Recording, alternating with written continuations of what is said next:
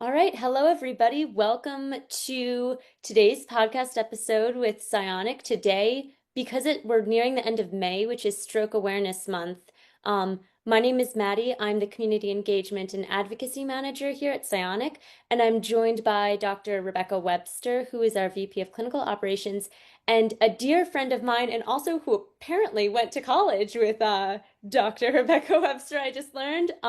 Reggie Hubbard, who is a stroke survivor as well. So we're going to have a conversation around stroke recovery and our experiences, and I hope you all enjoy. So I guess just to dive right in, Reggie, do you want to give a little introduction to yourself and maybe share your story of stroke? Because I know for you it was very recent, only like a year ago. Yeah, so pleasure to be here with you all. Peace and blessing to you both. Peace and blessing to all who listen to this conversation. May you be inspired and nourished by it. My stroke happened on April 1st, 2024, and it's the end of May, so a little over a year and 2 months ago, almost 3 months ago. And as with most stroke patience, like I didn't see it coming, right? It kind of hit me by surprise. I was on travel with my girlfriend. We were in South Carolina, headed to a friend's wedding in Georgia. I went and got up at 4 o'clock in the morning to use the restroom because I'm in my late 40s, and that's what happens when you pass a certain vintage. You use the bathroom in the middle of the night. And I went to the bathroom, everything's fine. I'm coming back from the bathroom and I hit the floor. And I thought my leg went asleep. It did go to sleep, but not in the way that I thought. And I'm laying on the floor and I'm looking at my leg, trying to move it, and nothing is working. So I'm like, I'm having a stroke. Oh my God. That Holy must have been shit. so scary. And it was scary, but the blessing of it happening at this stage of my life is that I'm also a yoga and a mindfulness teacher. And like I'm a veteran campaign political operative, so I've been through some things in this life.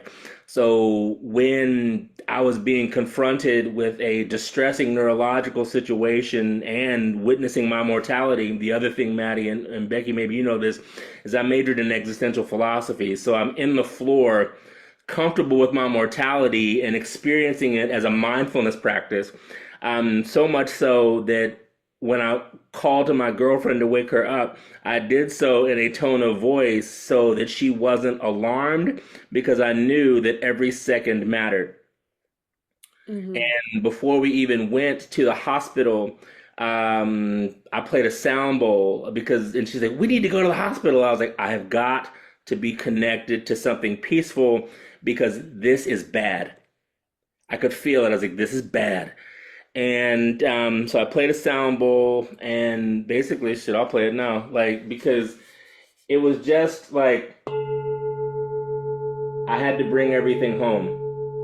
Like you are having a very serious condition and you have got to summon all peace to navigate this. And so at that point, my leg came back online and I looked at my girlfriend. I'm like, we gotta go. So I walked out of the hotel, got in the car. We were luckily 4 miles away from Lexington Medical Center in Columbia, South Carolina, and walked into the emergency room. So if I were to do it differently, I would have called an ambulance because when you walk into the ER, they don't think the shit is serious.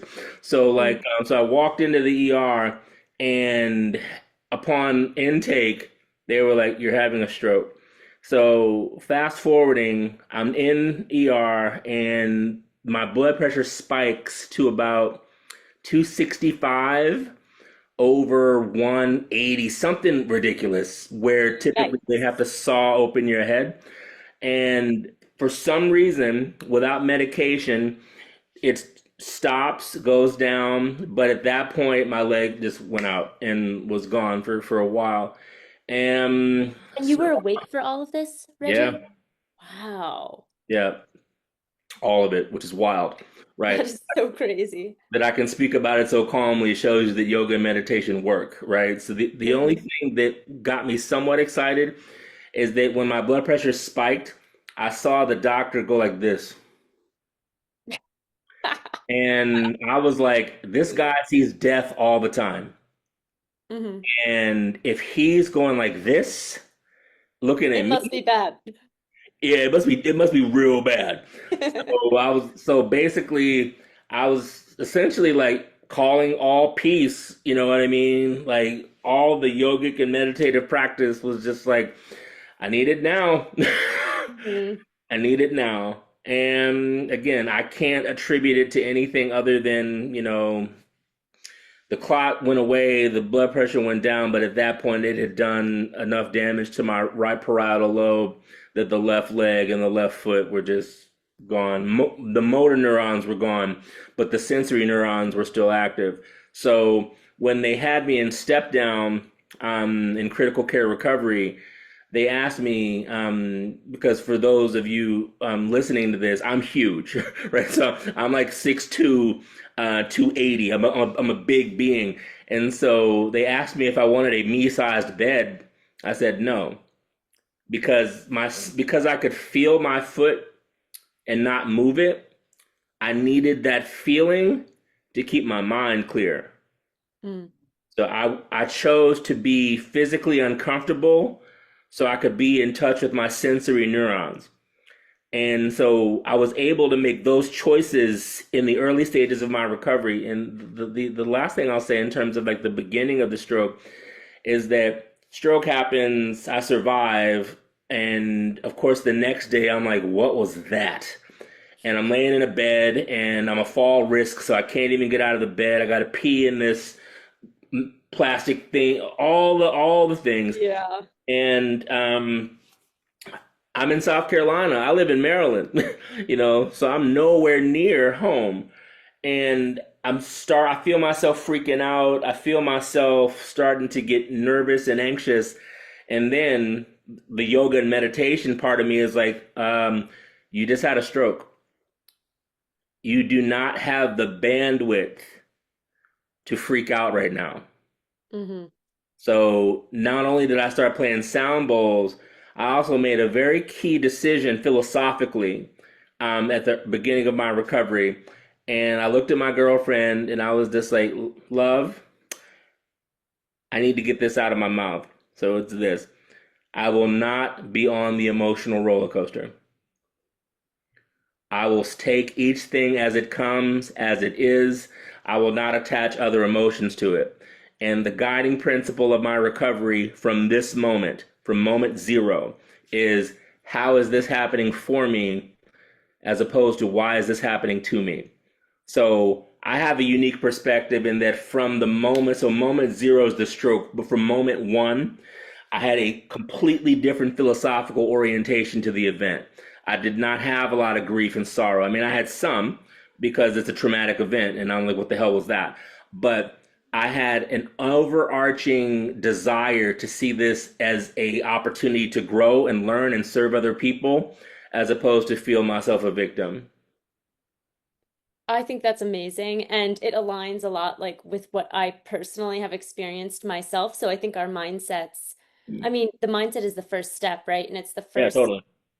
thing that enables you to be able to recover. Because without having like a positive outlook, how can you expect yourself to make gains and strides forward? But I also think like how this foundation that you had in yoga and meditation served you positively to enable you to be recover more. It sounds like it really has. Yeah, the one thing I'll say quickly is that when I tell people the story, they were like, "You were that peaceful when you knew you were having a stroke." I was like, It's crazy to hear you "Yeah, say. it's wild." But yoga and meditation talk about bearing witness to things. So I was bearing witness to the body having a stroke from my. It's hard to articulate, but I was separate enough from an experience happening in my own body to be able to act in accordance with what was needed as opposed to any emotional baggage. Mm-hmm. Wow. Yeah, I mean, I think as a stroke survivor too, I do think like it is incredibly inspiring to hear your story and like how you were able to really channel this positive mindset so early on because I think for a lot of us stroke survivors, it doesn't come natural or easy, and it's not necessarily something I was that we shocked that it came natural too, though, to be honest. I was like, this is happening? Whoa. like viewing yourself from the Yeah, outside, kind totally. of. It's like, how is this guy so calm? For real, yeah. No, it's amazing, and it's really, I think, okay, so here's my next question. How would you recommend? Because people will ask me this a lot all the time too, like, Yeah. oh, you have such a positive outlook, and the way that you view this is just so good. How would you recommend to like maybe someone who's in the earlier stages of their stroke recovery and maybe struggling with that mindset piece? Like, how can they find that piece that you've been able to find through the meditation and the yoga? The other part of my meditation experience is being very honest. So when I could not walk, I would be like, this totally sucks. You Yes, know, I would definitely. express that. Like I would play sound bowls, the anger that I would have at the inability to walk or the cognitive fatigue that I had. Doctors are saying all this stuff to me, and I'm luckily my girlfriend was there and she's a lawyer. So not only is she recording the conversations, but she's taking all the notes. Like that was just too much for me. So I would after they left, I would just be like, I'm so tired and this is so shitty. Like I would just get that Mm, out of my system so that if you don't express what you're feeling, you can't get through it. So when we talk about positive mindset, it often is in the context of, oh, everything's great. It's not great when you are 700 miles from home and you almost died and you don't even know if your healthcare is going to cover it because you're out of network. You know what I mean? Like that is not mm, a great experience. But giving voice to that and playing these sound bowls allowed me to be at peace after I expressed it. So, what I would say to anyone who's struggling is that your struggle is what activates your resilience. Like you being honest about not being okay with where you are summons courage. At least that's what it did for me. Like me being like, this totally sucks. How in the hell did I get here? This is terrible. How am I going to make it back from South Carolina? Like all of those questions I would ask myself led to when I was discharged, and they discharged me from South Carolina. Yo, there's no interstate ambulatory service from South Carolina to Washington. So Alexis and I drove from South Carolina to Washington. And because I was so at peace, she was like, "What are we going to do?" I was like, "You're going to drive as fast as you can, and I'm going to find a meditative posture and stay in that posture because I don't have medication. Like if I get nervous, I just had the stroke 5 days ago, so everything is super fragile. So I've got right. to stay peaceful." But I had done enough of the why this, why me in the first day or two that when it came time to be transported and all these other things. And the other thing I'll mention is that I I attacked my physical therapy, meaning they were like, you need to get in a walker. I was like, this shit happened yesterday. Like my leg barely moves. Like, what are you talking about? So that's when my love hate with PT began because I was just like, you want me to try and use a walker today? Oh my God.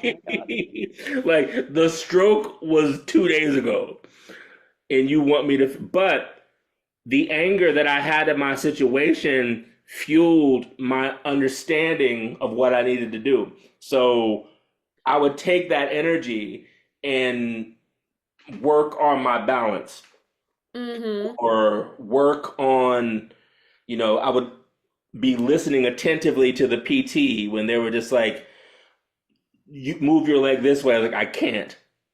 So like I would use the feelings that I had as fuel for my recovery. So that's the last thing I would say. Like the emotions and the fear and the anger and the disappointment that you have are just and justified, but they're not the end of the story, right? They can be the beginning of a new story rooted from your expression of how you feel.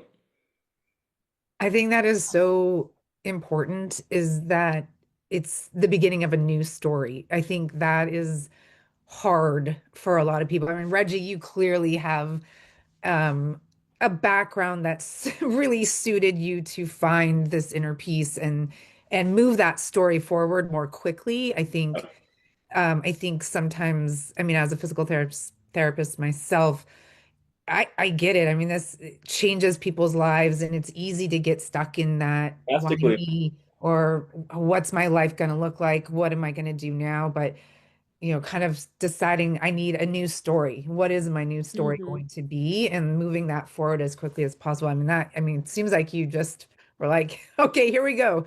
Here's my new story. And It you, had to both be. of you guys too. Yeah. It had to be that way for me. Like, I couldn't get upset at my inability to walk because that's what was happening. So I, again, through, and I now, because when I teach meditation, I just taught a class earlier today about mindfulness in real life, and I talked about my stroke recovery as like a deep mindfulness practice. I was just like, listen, it seems absurd to think like this. However, when my PT was just like, now we're going to teach you how to walk again, the first thing I said was, well, I clearly did something wrong and my old walk sucked. So hooray, I get a new chance. I get a chance to have a cooler walk. So I said that and they started laughing. I was like, yeah, it's funny. Like, I can't be depressed about this. Like, this is what's happening. Like, Hmm. I could be depressed, or I remember I took an Uber ride one time to my acupuncturist, and I had like at that point a walking stick and like some limited mobility had come back to my lower left leg. My foot was still wherever it was. And this guy was like, nice walking stick. Why do you have it? I was like, I had a stroke a month and a half ago. And the guy's like, oh, really? I was like, yeah, apparently I did something wrong, but I get the chance to learn how to walk again. Maybe my walk will have a little bit more swagger because, I clearly did something wrong. And he was like, how can you be so lighthearted about this? I was like, because being depressed and hating myself didn't work. I tried that for a week and a half, and it didn't really help. Yeah, it's a hard place to be. It Yeah. doesn't serve you. It doesn't make it any better. But it's understandable, and that's what I say to folks. I was like, I completely understand how and why you feel this way, and Hmm. to stay here doesn't do you any favors.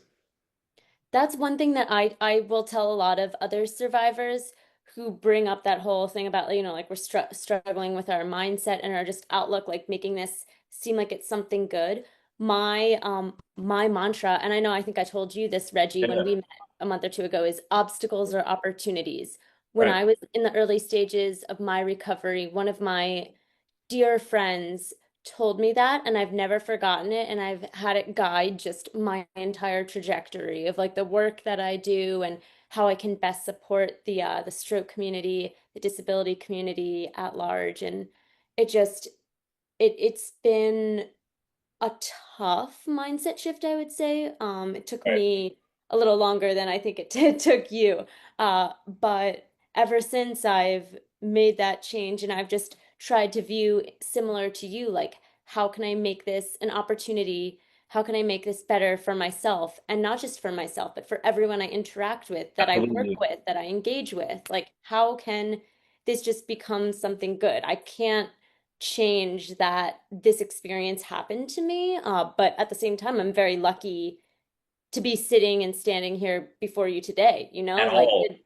they didn't think I was going to live through my stroke. And yet here I am, not only just existing here, but like working, living independently, traveling.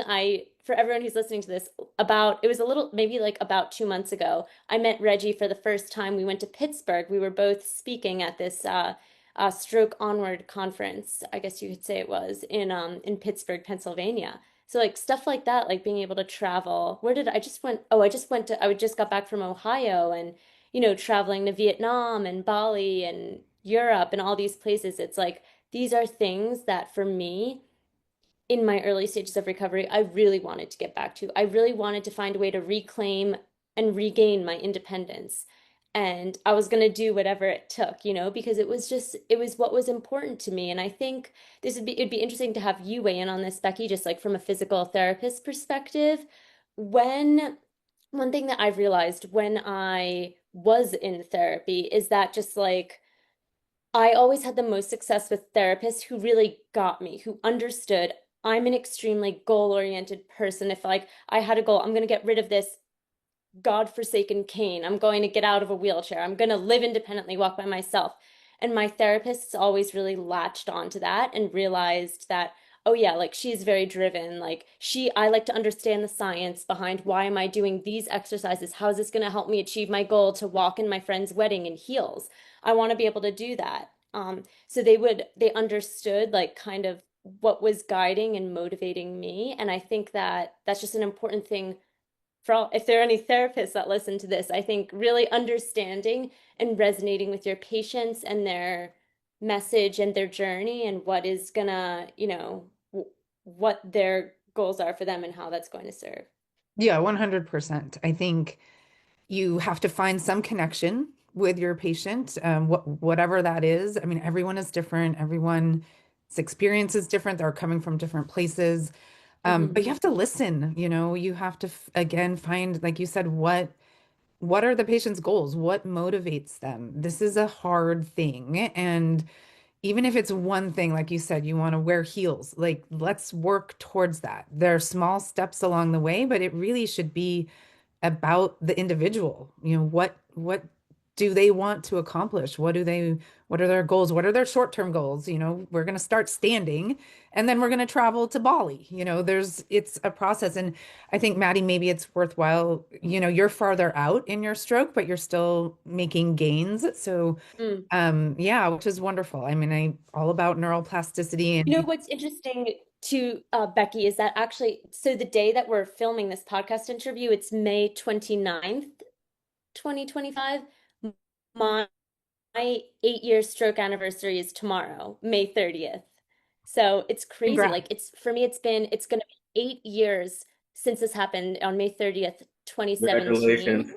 And I mean, it's amazing, right? Like you were saying, Reggie, just like having a good perspective on this. And like, while initially I did view this as kind of like, why did this happen to me? What did I ever do to deserve this? When I had my stroke, 10 days earlier, I was walking down to receive my diploma from Georgetown University. So I was literally like in in college and I graduated. And then 10 days later, I went in for a scheduled brain surgery that ended up going a little wrong and causing me to have a stroke. So it was like an emergency procedure and I woke up from it. It was successful, but I woke up from it completely paralyzed on my dominant left side. And so the journey since then has been very much focused around how can I regain my independence? How can I, one, get back to doing the things that are important to me that I want to be able to do from before, but also, like Becky, like you mentioned, and also you, Reggie, how can I take this and turn this into finding a new path forward? How can I identify, reignite my interests, but also create and foster new ones that are important to me? And how can I turn this into a positive experience for all? The hardest thing that, especially in the West, that we have a hard time coming to grips with is impermanence. Mm. So nothing lasts forever. And so I think for me, and so when folks were like, but this was, yeah, but, and that's not real anymore. And That's right. We're that, meant to evolve. yeah, And and that's exactly where I was going. Like to want to stay where you were is to be against the flow of the human experience. Like the flow of the human experience, whether we like it or not, is towards evolution, is towards a hmm level of transcendence and maturation. And for me, another thing psychologically and philosophically that I had at the beginning of my stroke was this. I was like, this is an initiation. It's not a punishment. Like, it's an initiation to better eating. It's an initiation to rest the body. I had been a hardcore political operative, like hardcore, like chain smoking, drinking bourbon for breakfast, all these different things. And so my body has loved me through me treating it poorly. So I saw it as an opportunity to give back to the thing that sustained me when I was acting a fool. hmm Right. So the different story began in me realizing Nothing lasts forever, but that this is changing is an opportunity for me and I'm a creative person anyway, but I think this is a chance for me to not only reinvent myself, but reinvent my relationship to the body, reinvent my Mm. relationship to food, reinvent my relationship to energy. I mean, you all know that I play sound a lot. Like my sound practice has exploded, not only as a teacher, but as a performer, because I now have a visceral understanding in the way that sound waves impact my neurology and neuroplasticity. The stroke gave me that wisdom. So the stroke gave me the wisdom about how my neurology works so that I can now be in rooms full of people and impact their neurology. I would not have had that wisdom were it not for the stroke. Yeah, that's amazing. I think it's easy to, I mean, you guys are wonderful, right? Like you've used your this event and really able to move it towards the positive and find in some some to some extent the beauty of this gift that has put you on a new path. Wonder Twin Um, powers activate. Yes, activate. but I think it's hard. Some people do get stuck. So is there, I mean, do you guys have any advice for friends and family and caregivers Yeah. to be a part of this, the individual's journey, and how you may have had people who, although you guys are very independent, but had people who guided you on these new directions? Or Maddie, like you said, you had a friend who really just that one statement really changed your view Yeah. about I obstacles. Like, so are there things that, therapists, caregivers, friends, family can help with this I think transition? yes, I have one that just comes to mind like immediately off the bat is one thing that helped me a lot. One, I should say I'm very blessed to have an extremely supportive family who has been with me.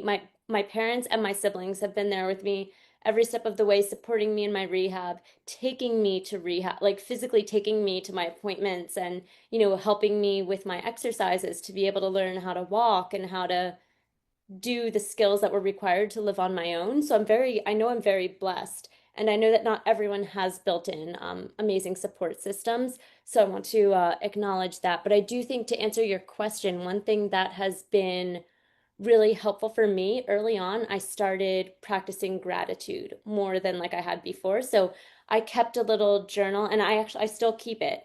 And I'll write, like I challenged myself to find three things every day that, made me feel good or that I was excited or happy about and or that I was grateful for. And it could even be something as simple as like I can see out of my eyes. I lost a lot of vision, but I can from this because of the stroke. Actually, I have no vision on the left side out of either of my eyes, so it does cause problems for me sometimes when I'm navigating the busy streets of New York City. But I have vision, right? Like I can see.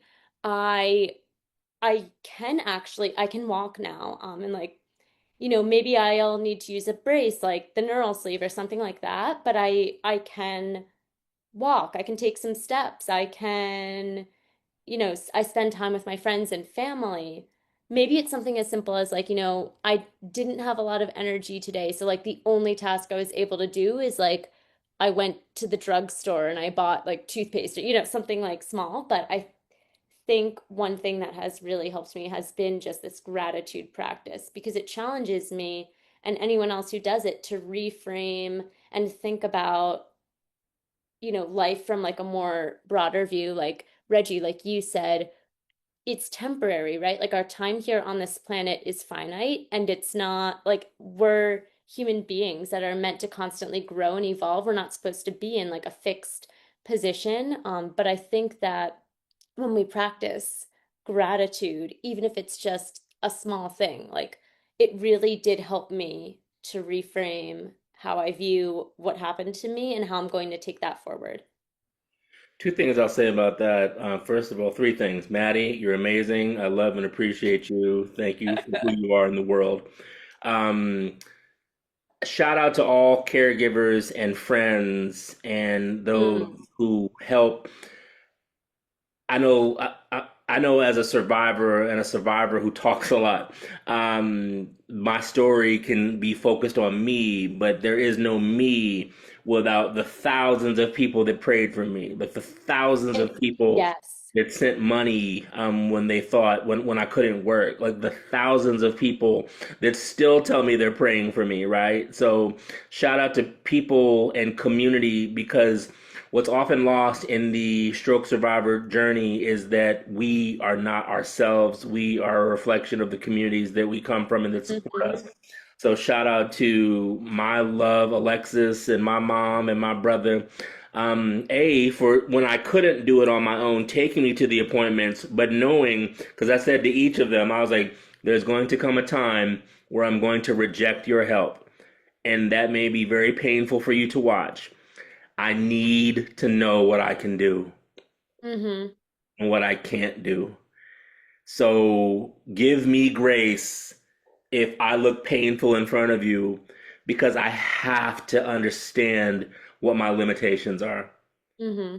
So they loved me enough to do that. Or when I would go back and forth between my mother's house and Alexis's house when I was in early stages of recovery, they put up the shower rods, like they assembled the chair that you sit in because you can't stand to take the shower, like those little things that were, Oh, the shower chair. yeah, Yes. right, right. So My they old did that for shower. me, and it took them minutes. It would have taken me hours, right? So, like, if I Mm. even had the mental stamina to do it, right? So, shout out to caregivers and friends and family. And Becky, what I would say in response to your question is that they grieve too. Definitely. They suffer too. I've had a miraculous recovery to some extent, but I'm the strong one.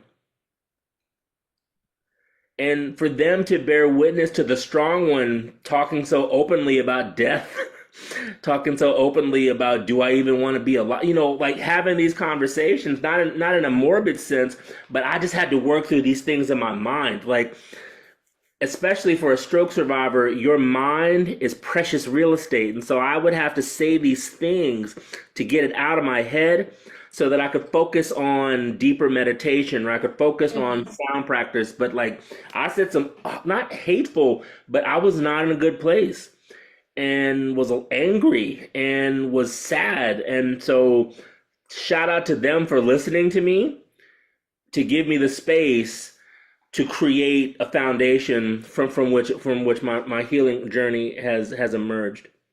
Yeah, I think that's super important. I think community, and not everyone has the same level of community, Maddie, like you said, but there are resources, there are support groups. But I also think that the caregivers need support also. This is a journey for Definitely. them, and it is very hard to watch loved ones going through suffering or pain or challenge. And yeah, but I think community is so important, and finding that wherever you can find it for sure.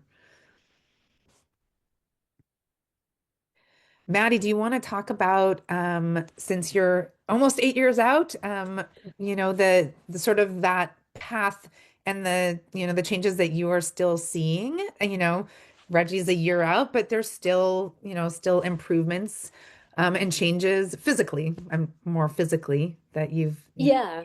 Yeah, so I am tomorrow, May 30th, will be 8 years since I had the stroke. And I mean, to think that I've gone from being completely paralyzed on my left side, including like my face and not being able to speak or swallow on my own, like to now, I mean, obviously I talk maybe a little too much, but it's okay. It's all good. And being able to walk, and I've recently regained even more movement with my hand, my left and dominant hand. I just got back from 3 weeks in Ohio where I did an intensive hand and arm rehab and th type of therapy program, and I saw some significant gains. And I'm 8 years out, but my hand now is much more loose.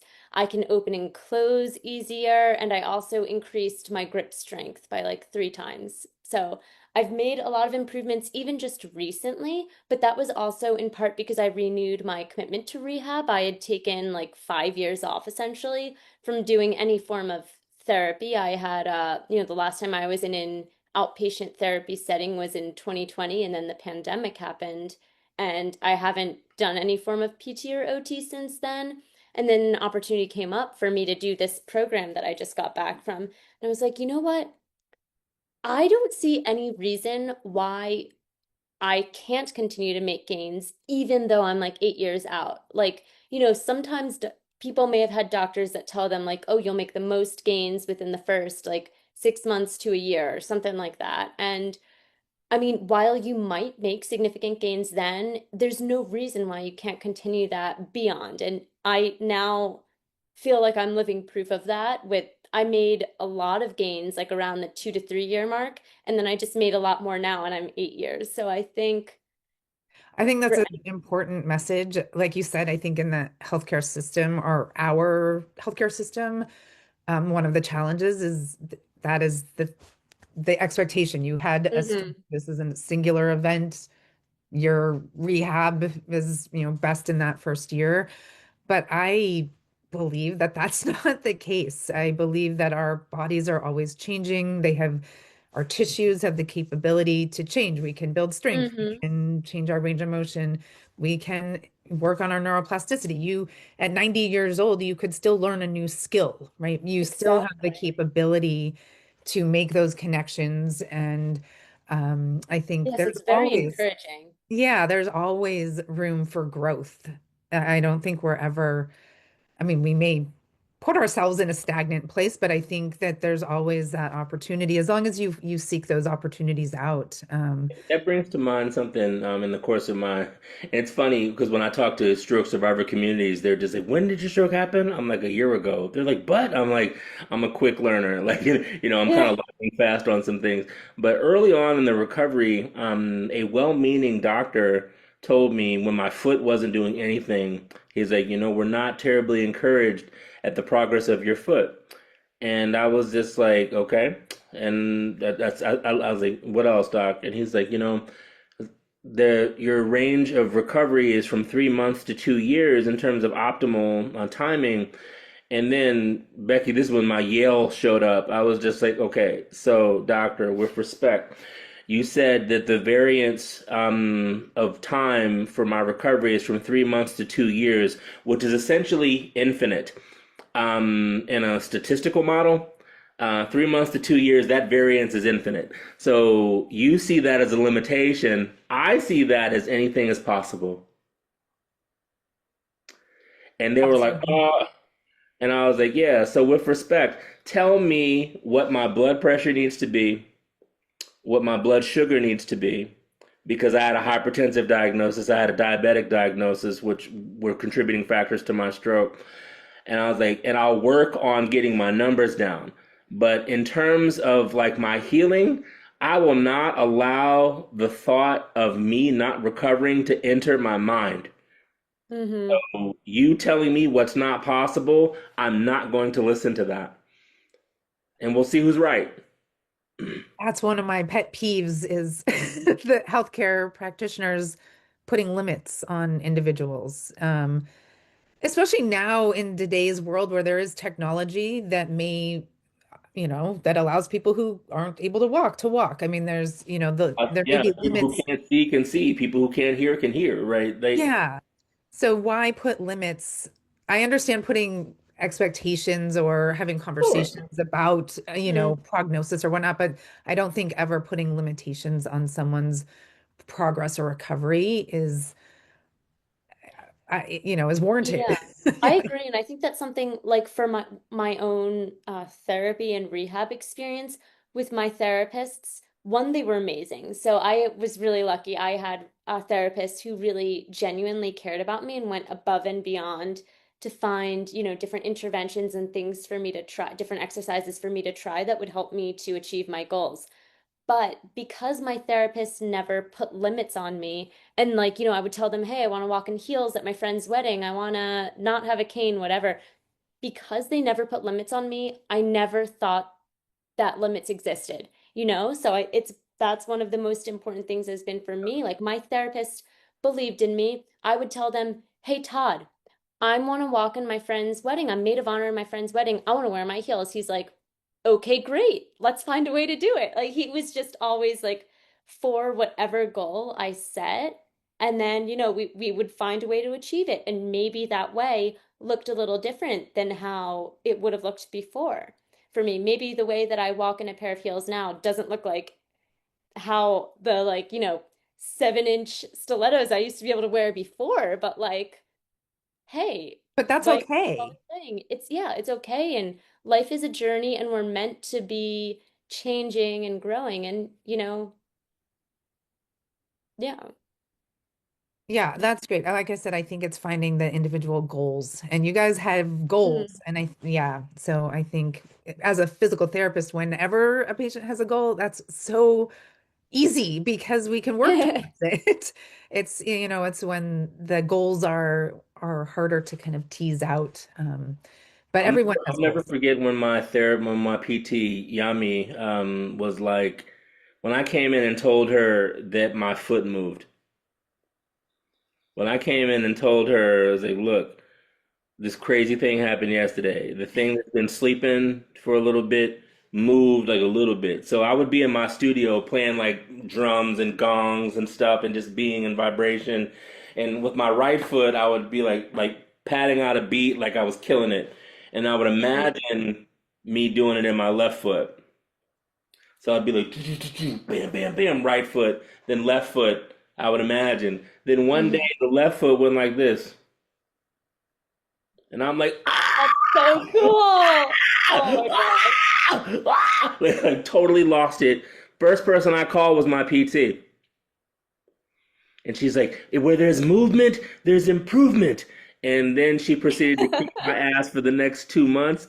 Oh my But gosh. whatever, like my excitement begat her excitement, and we were partners in the work. As it That's should be. That I that love is that. what's inspiring.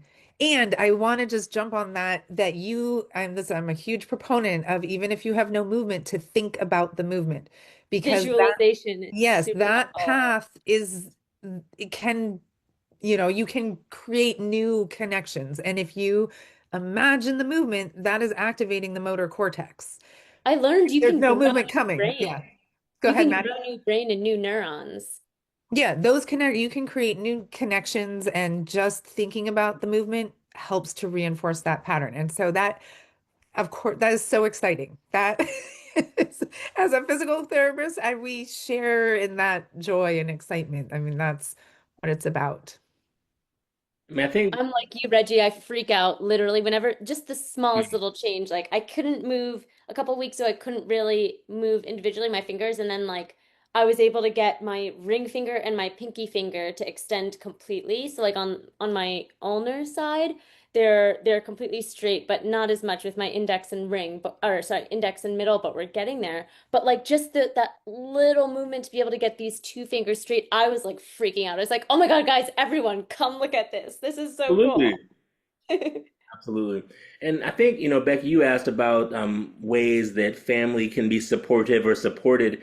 Um, Celebrate the small victories with people.